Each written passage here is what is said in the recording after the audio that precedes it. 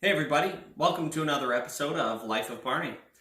Today we're moving away from beef and we are going to try out chicken. The recipe for today is to spatchcock the chicken and get it on the grill. However, something different that I wanted to try is a dry brine. Basically, it's a seasoning that you put on the outside and inside of the chicken, salt and pepper basically, and you let it sit in the fridge for about 24 hours if you have the time. It basically gives the skin an opportunity to absorb those flavors. It also helps the skin crisp up later when you put it on the barbecue. So, before we go any further, let's look at the ingredients we're going to use for the dry brine. Take a look here. First, we'll start by applying a thin layer of oil on the outside and on the inner cavity of the chicken. This gives the seasoning something to stick to. It'll also add a little flavor and some really nice color to the skin when it goes on the grill. We'll also have salt, pepper, and dried thyme leaves. At any rate, I put them in the mortar and pestle just to turn them into a bit of a powder, so they will go a bit further when I'm rubbing them on the outside and on the inside of the chicken. Now, if you come over here and take another close look at the chicken, I've already separated the skin. So you create an opening between the meat and the skin so that you can get any of the seasoning for this dry brine underneath and on top, and we will also, as I mentioned before, be getting it in the cavity. Time for the time lapse.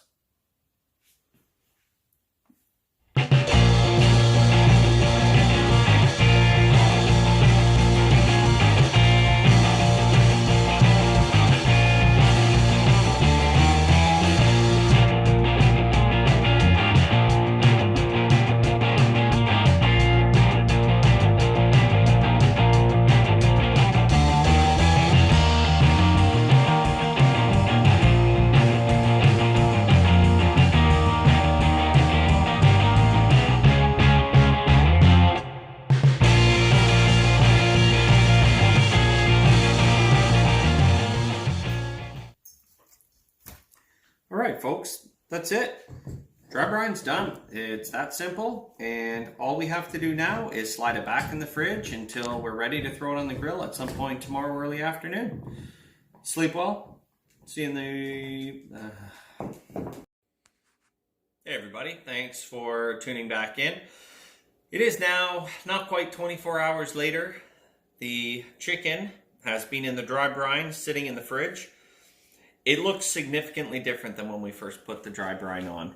You'll notice, hopefully you can tell in the video, the skin is actually quite dehydrated now, which is going to help give us that nice crispy skin after this comes off the smoker. But before I can go any further, two things I need to do still. Number one, I have to spatchcock the chicken. That is essentially where you cut the backside of the chicken out so that you can butterfly it open. It allows you to get better seasoning on the inside. It also allows better distribution of heat while you're cooking it. I'm sure there are a couple other reasons, some more research to be done, and we can do another video about spatchcocking a chicken at another date. However, the other thing that still has to be done is I've put together this injection. And I have my Kitchwise meat injector, which looks like one of those freaky 1920s doctor needles that you'd probably just die from looking at the needle, so the medicine inside wouldn't be helpful anyway. And we will be injecting the breast meat, the legs, and up towards the front where the wings connect to the breast. The ingredients that we used for the injection, I'll read them off conveniently. For this particular one, it was half a cup of chicken broth, 2 tablespoons of melted butter, 1 tablespoon of lemon juice, half a teaspoon of garlic powder, half a teaspoon of black pepper, and you need to make sure it's finely ground so it will actually help dissolve in the mixture, half a teaspoon of salt, and 1/4 teaspoon of white pepper. Not everybody has white pepper. If you don't, honestly, just throw some extra black pepper in there. It's not going to be the end of the world. I'm sure it's going to taste fantastic. I've already had a little sample. It's extremely savory. What's going to happen when we cook the chicken on the smoker? with the injection is as the meat heats up, the injection will work its way towards the outside, as with all meats when they start to dry out. But the injection will end up rehydrating the meat as it cooks. While it still comes up to that minimum internal temperature of about 165, depending on where you live, different countries have different recommended guidelines. Here in Canada, I believe it's 165 degrees Fahrenheit internal temperature. It will still be super juicy and savory as a result of the injection. Nothing left now but to get this spatchcocked, do the injection, and get it on the smoker. Roll the time lapse.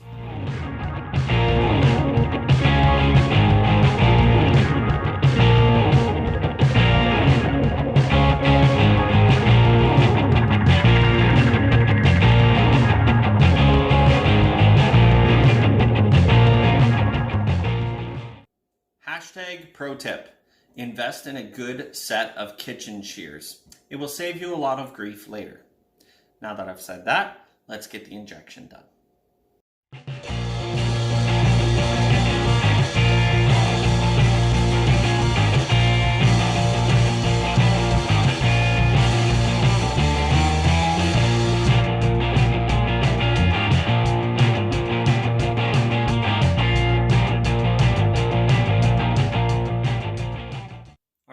The injection is done. There's one step remaining, and that's to tell you folks how this cook is going to run this evening. The smoker will be running at about 325-ish. The chicken, it's a little bit smaller one. I'm anticipating it'll probably take about an hour and a half to reach an internal temperature of 165 degrees Fahrenheit. As I mentioned earlier, is the safe internal temperature for chicken. I will be using my meat probes to monitor both the thigh temperature and the breast temperature. Sometimes one part of the chicken will heat up faster than the other. At any rate, we'll be getting 2 temps, and we know exactly where about the overall chicken is temperature-wise. All right, it's time to get this thing out on the grill. I'll see you outside. Welcome to the night edition of Life of Barney.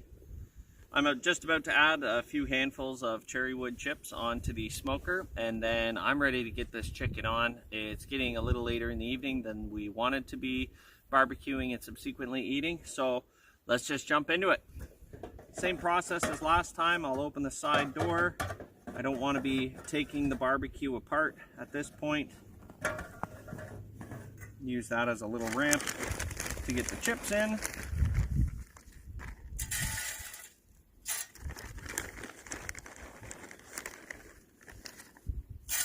There.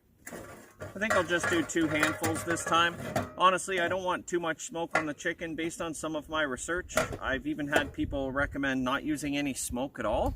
So we'll do a little reduced amount and see how it turns out. And if it's not good, then you don't do it the next time. Nice and easy.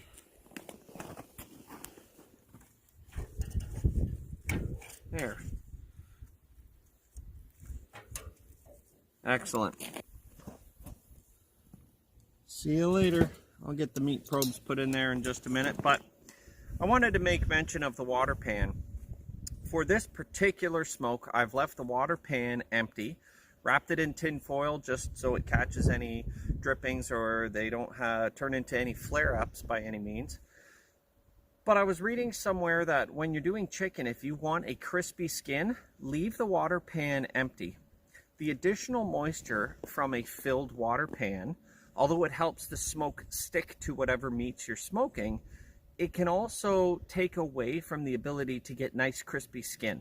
Now, if you know of a way to keep the water pan filled to help it act as that heat sink for any flare-ups while still getting crispy skin on a spatchcock style chicken, for instance, please leave a comment down below and let me know.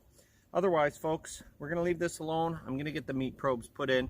We'll check on it after about the half-hour mark, see how it's doing. We may rotate the grill just to ensure an even cooking. We'll check in with you soon.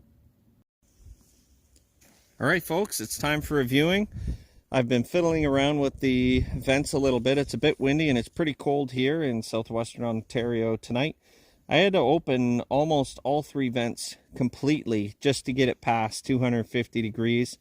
I got to be careful though, the temp is climbing, but overall, let's see how she's doing. Oh, nice. Nice. That color looks amazing. It smells really good.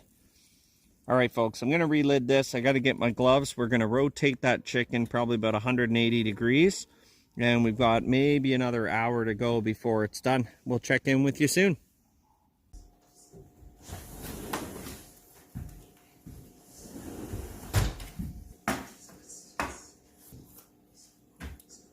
Hey folks, thanks for tuning back in. We are about an hour and 45 minutes. The chicken is done. It smells delicious. Oh my goodness. Look at the color on that. That's amazing. You can tell it's still juicy. Oh yeah, nice and plump. This is going to be absolutely fantastic.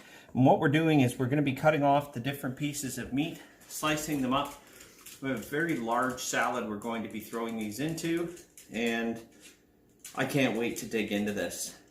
Let me cut a small piece off, get a sample, and tell you how it turned out.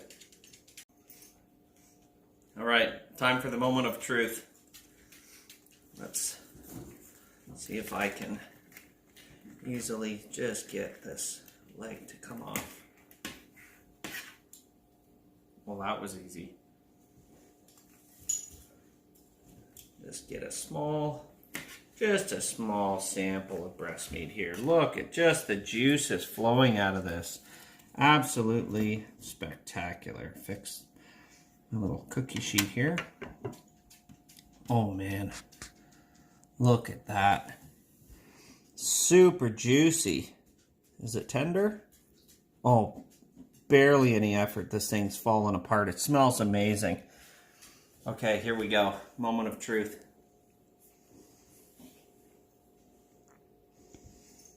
Holy crap. That is amazing. That's got to be the best chicken I've ever had in my life. Oh yeah. That's amazing. The skin crisped up too. I didn't end up getting a piece of skin in that sample, but oh man, it's nice and crispy. Folks, I want to eat this while it's hot. Look, I'll summarize this. Injecting the chicken, smart idea. Never done that before with any kind of meat. 5 out of 5. We'll recommend doing it again. The temp ran a little hot, closer to 350. That's fine. It just meant the chicken was done a little sooner. The smoke flavor's there. The seasoning from the dry brine is there. Absolutely spectacular. Super impressed. If you liked this too, leave a comment down below and let me know what your thoughts are. Or if you've tried different recipes, let me know what your suggestions are and I'll try it out in another video. Slap the like button, subscribe if you haven't so you know when I'm uploading new videos. Folks, remember, don't tell my parents I was smoking in the backyard. See you next time.